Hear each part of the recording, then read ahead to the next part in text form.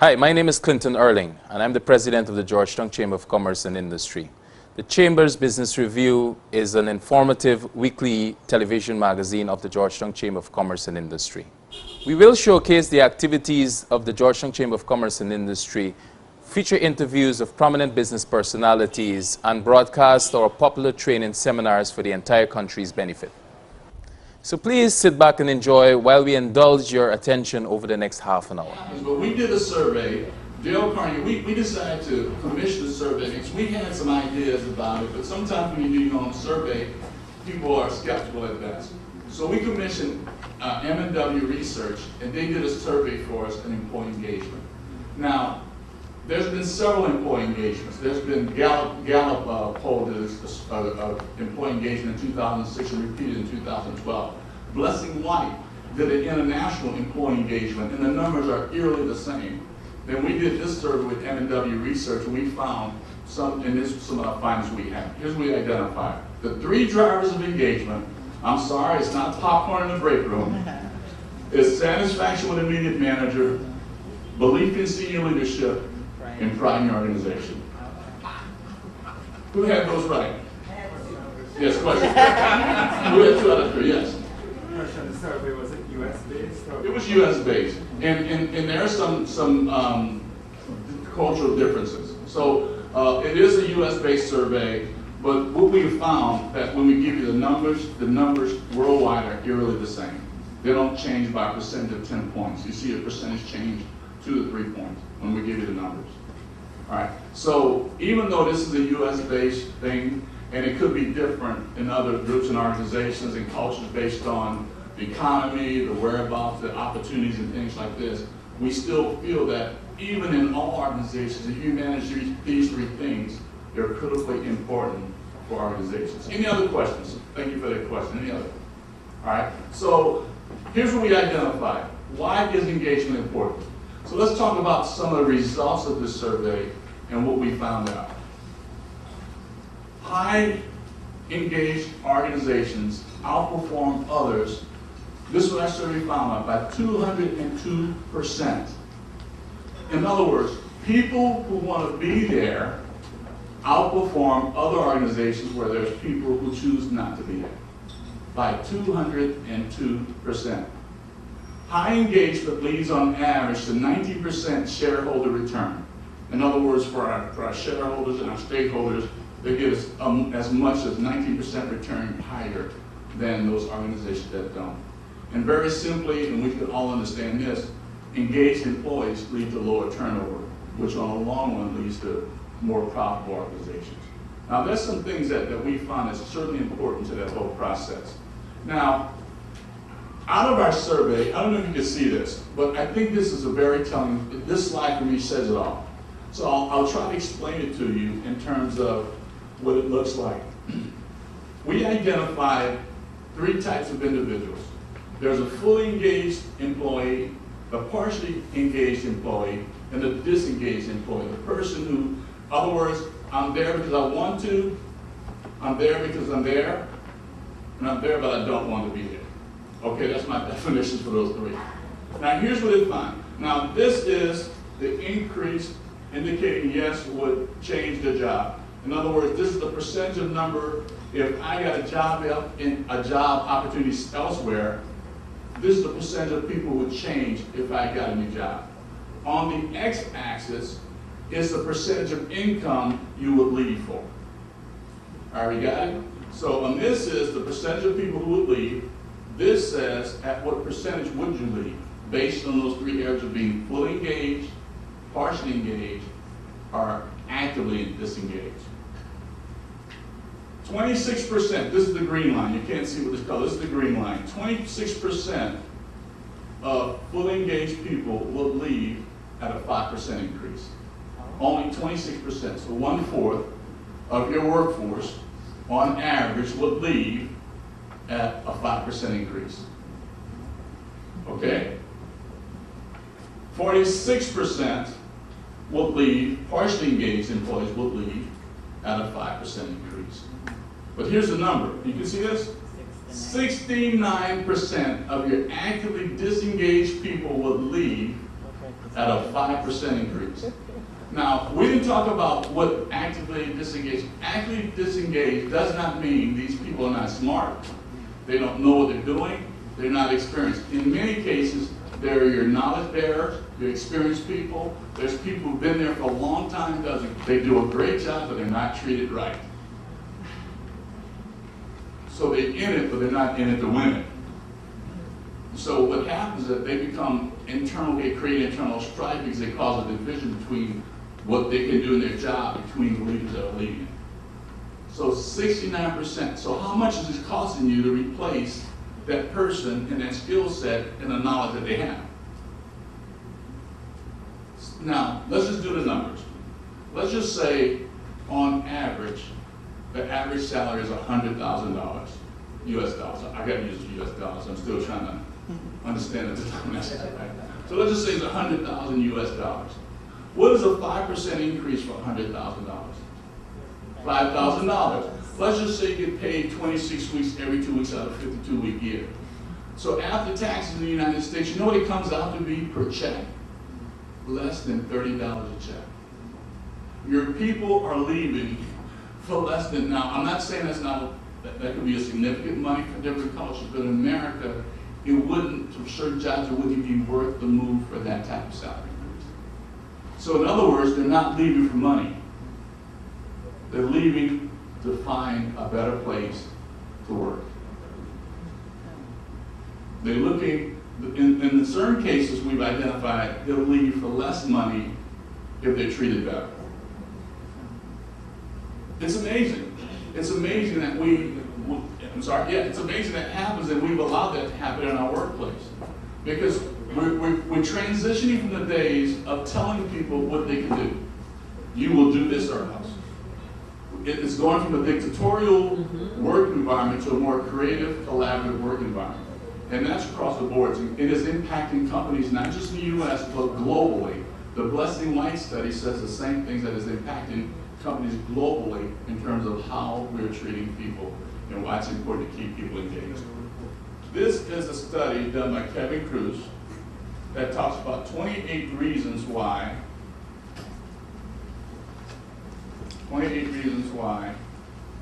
employee engagement, the proven benefits.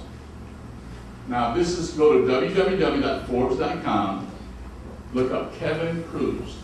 I just want to show this to you. It gives you 28 research studies on the power of employee engagement. Now, the reason I'm doing this is because this is not a Dale Carnegie issue that we decided to put out and say, you know, hey, we realize that this is what we've heard from several companies, that their people are not feeling engaged, we're not getting the productivity out of them, we can't motivate them to do anything differently, and what do we do about it? Some people feel they're dead weight, some people feel, and some employees feel like they're being disrespected.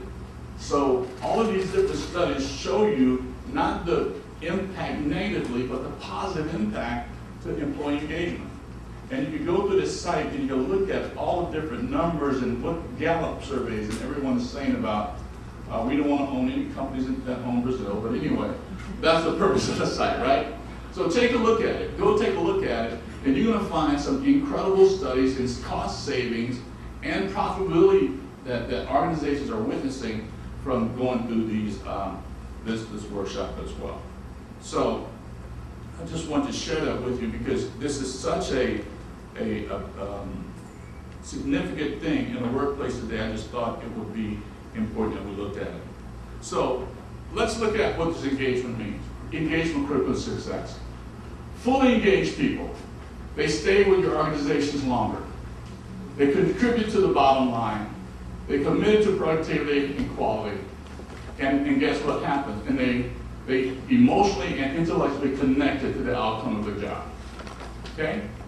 The second group, they're partially engaged. They concentrate on tasks, not outcomes. In other words, I'm gonna do my job, and as long as I do my job, I'm okay. They're not bad employees. They may work in your job, but the job may not be their life. Okay? They want to be told what to do at times, though. I'm willing to do whatever, but you need to tell me Because many of them are afraid that I don't want to be my hand slapped if I make a mistake. So you tell me, and I'll do that. And finally, they do it, they get paid, and they possibly go home. Now, we got to be careful with this category, because sometimes we think this is a bad category. It's not necessarily so the bad category. If a person has, we truly say we also, how many say work-life balance is important? So if work-life balance is important, you may find some partially engaged people in this category. And it's perfectly okay if they're contributors to your organization to have that balance. Can we expect all of our employees to be fully engaged? That's not a reality. And this would be a waste of everyone's time to say our job is to make everybody fully engaged. Our job is to see where people are and find out what motivates them. That's our job. It's not to hope, and hopefully because of we looking out for their best interest, they choose to be a higher level of engagement. Now here's the last one. Actively disengaged. They sow seeds of negativity. They sabotage progress, and they express mistrust and animosity. In other words, I call them, they're ninjas. They go around with the little black ninja outfits on, with the little stars, hit people. And they're not leaving. And they're not leaving.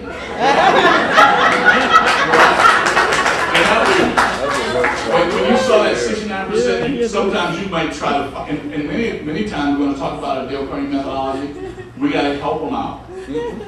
If they choose not to move on or change, and here's the thing, these can be some top performers. Engagement has nothing to do with capability, it has to do with attitude. Yes. You see the disconnection here? And this is the big thing. Okay, let's get rid of, if you get rid of them all, you're not going to be as successful if you just can't get rid of them. Now, I'm with you though. I like to show them the door. Help yourself. I'll open it for you. I hope you put your luggage in your car for you. But it also says that, so it has anything to do with their capability in the job, it has everything to do with their attitude in the job. So they can do a great job and say, you know what? They're not boss stink. They're the most, and she said, don't talk to me like this. So you know what I mean? You ever seen that happen? They do a great job, but they're talking about people in the company all along the way. Yes. And here's what I say, the leader of the organization is not always the one that has the title. Many times the leaders in the organization are the individual that has the influence over other people. So if you learn how to, so when we manage people and lead people, we just can't lead the behavior. We also have to address their attitudes appropriately. So that's what it looks like. So let me see the numbers. On average, we found that I think it's like 26% of the workplace, you got to have the numbers, 26 are fully engaged on average. 49% are partially engaged. So what's the last number? Is it 21? 16, 17% are actively disengaged. In America alone, it's costing a loss of about $11 billion loss of revenue a year. 11 billion with the B of lost productivity from actively disengaged people alone. So I would suggest that, even though those are numbers in the States, I would suggest that if you look at the Blessing Light study again, you will find that the numbers are eerily the same internationally as well.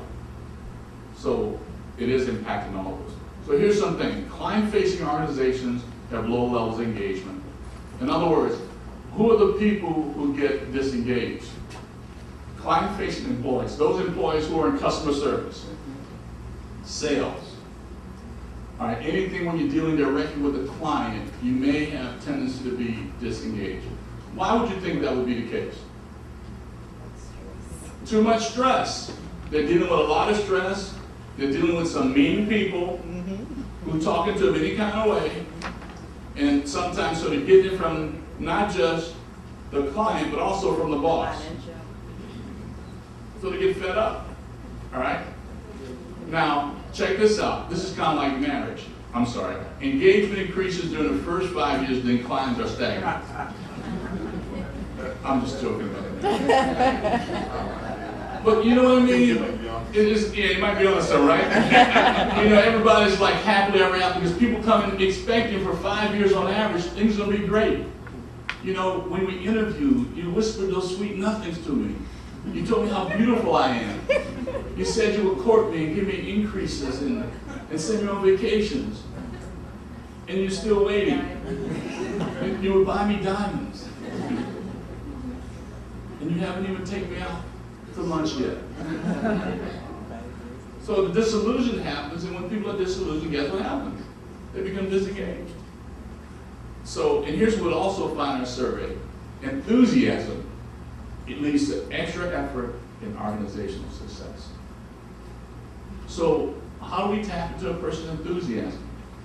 I believe enthusiasm is the inward commitment and emotions people feel to do something significant.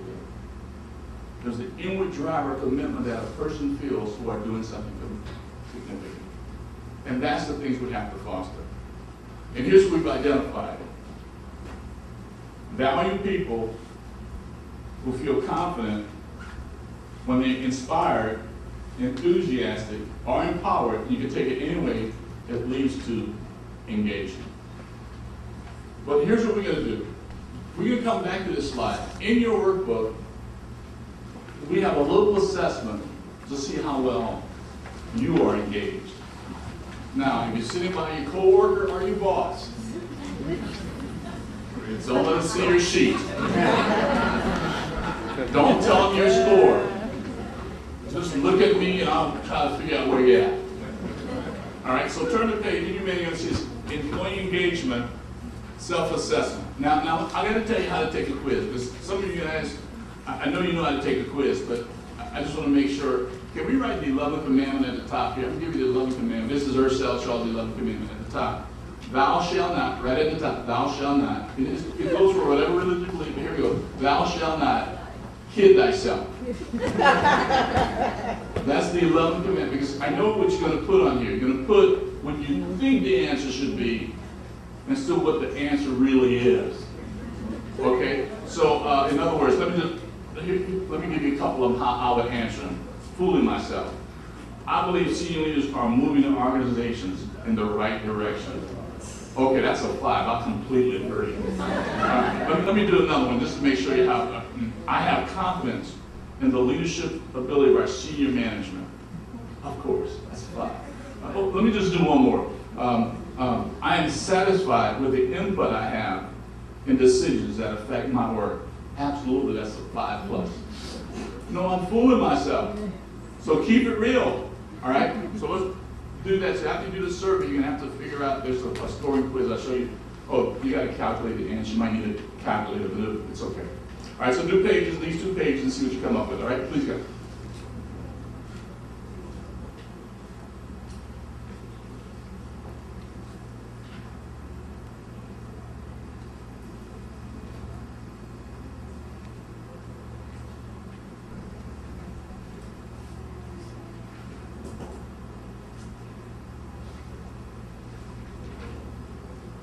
So once you do your scoring, you're going to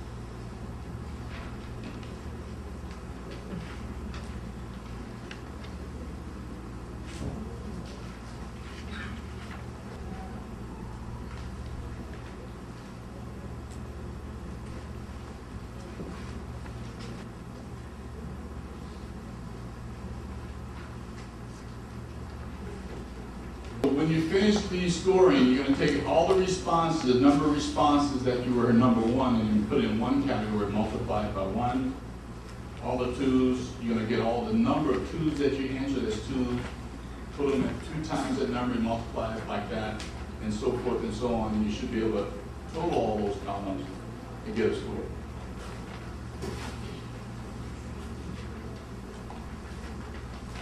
Is anyone here with your boss? I'm just joking. I'm listening. You can raise your hand optionally if you like. You don't have to.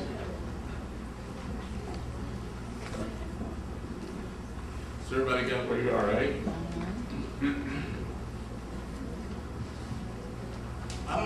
should I do to disengage? I have a question. Yes, question. Your attitude will really determine the kind of score you have here also, right? Because a lot of it has to do with your perception. Yeah, a lot of it, yeah. And thank you.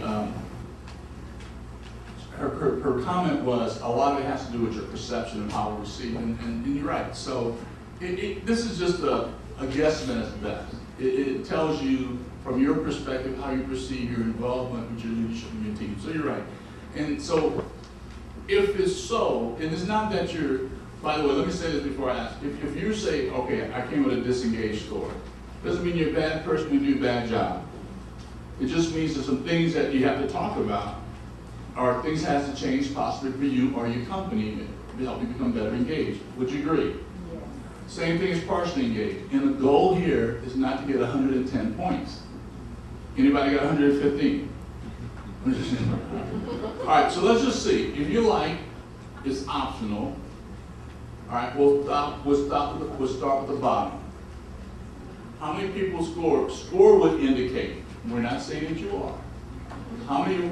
Your score would indicate that you're currently disengaged. All right, good. You all smart people in the room. Thank you for your honesty. Thank you for your honesty. All right. Who has a score between 50 and 79? I'm partially engaged. There's nothing wrong with that. It's just where we are. Just where we're at. Thank you for your honesty. Now, these are all the super achievers in the room. All you fully engaged people, raise your hand. I'm just kidding. It's fine. That's fine. If you love your job, you love how you do it, and you engage, that's a great thing. So the thing is, to your point, Ms. Scott's point, Banks, right? Point is that you have to be able to understand and appreciate, if this is your perspective, how do you verify? How do you verify your perspective? So here's what we're going to do. We're going to take a break. Is it time for a break? I think it is. Is that time for a break? Is it time for a break? 10:30? Okay. So we're going to go to 10:30, then take our break, okay? So let's just talk about this for a second, and then we're going to talk about this value exercise. What would be important for you to do if you came up? Let's hear some of your ideas, and we'll do it this way.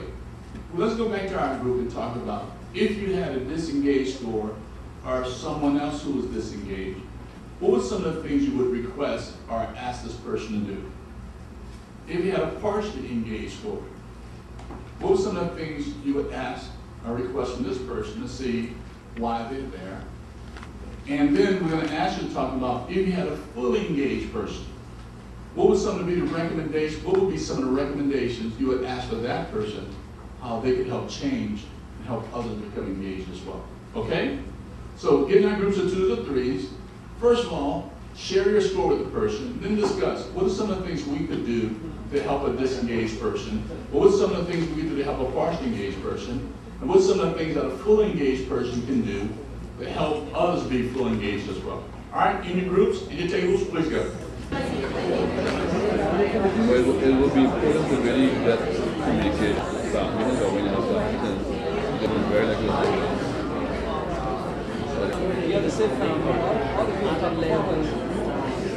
All right, let's hear some of your responses, okay?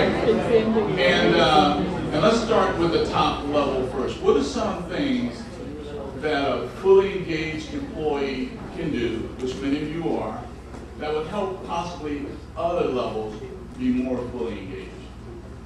What would be some of your recommendations? What would be some other things? I'm sorry? Get some feedback, and yeah, see, we're trying to get them motivated. We're going to do something after our break to show you how you can identify some of these things. So listen to them, yes. Sure. Share ideas. Ask them for their contributions. You know, you ever had someone who decided, like, remember we grew up and we had toys to play with, and we wouldn't share our toys. Guess what the other kids would do? Leave. They would go find someone else to play with. Or you would go back home and cry to your mom, well, they didn't let me play with their toys. And they would sit, and your parents would give you wise advice. Go find someone else who's willing to play with you. And I'm like, wow, but I want to play with that person. No, but anyway, that's the emotional story I have. Anyway, it shows us that if we just ask, listen, get their feedback, maybe we get more fully engaged. All right, so what would you think, let's go to partially engaged. What are some of the things we could do and recommend a partially engaged person to possibly be even more engaged? What were some of the things, maybe some of the same things, anything different? Celebrate. I'm sorry? Celebrate and commend victories. Celebrate and commend some of the victories they currently have, yes. I like that point, really affirmation as well as if you have a way of where you can have a buddy system within the organization. Yeah, somebody who is fully engaged and they can, work I love along that. with that person. Yeah. Maybe like a support Yeah. counseling type so that they can. So create a buddy system where you have a fully engaged person with a partially engaged person to understand different things. Maybe you get interested with a partially engaged, what are the things outside the workplace that they find to be important? So all those different things can add to them seeing the value we have. Now, let's talk about the actively disengaged person. Before we ask them to leave, Right. what are some of the things we can do? I'm sorry? Offer them training, certainly. What else can we do? In fact, I would offer every level training. What we have a tendency of doing is offering training to those who need the most, and I would agree, they need training. But we need to maybe do cultural training as well. Embracing of all different groups, giving people opportunities to hit a reset button. Sometimes we have bad situations, circumstances that happens, and we're going to have people reset. It's like if you're running, like my computer, the reason why that laptop froze, it needed to be rebooted. It doesn't mean it doesn't run appropriately, it's just not running right because it's been running so long without it being what? Reset. So sometimes when we do training, we allow people to be reset, whether they fully engage or actively disengage. What else can we do for an actively disengaged person? I'm sorry. Find out what their issues are. Find out what their issues are. And we can learn how to communicate in such a way to see what their perspectives are. Let me give you 6 reasons why people disagree. Because disagree leads to disengagement. I'll give you 6 reasons, then we're going to take a break and we'll come back. The number 1 reason why people in teams disagree is they don't hear one another.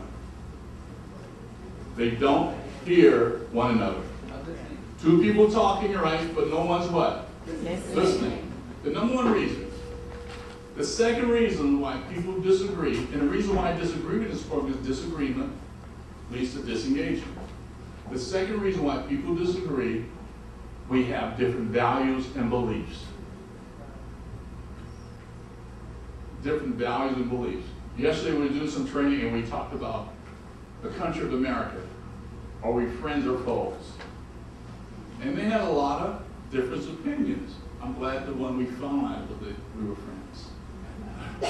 So we have different values and beliefs about certain things. So that could sometimes cause us to disagree.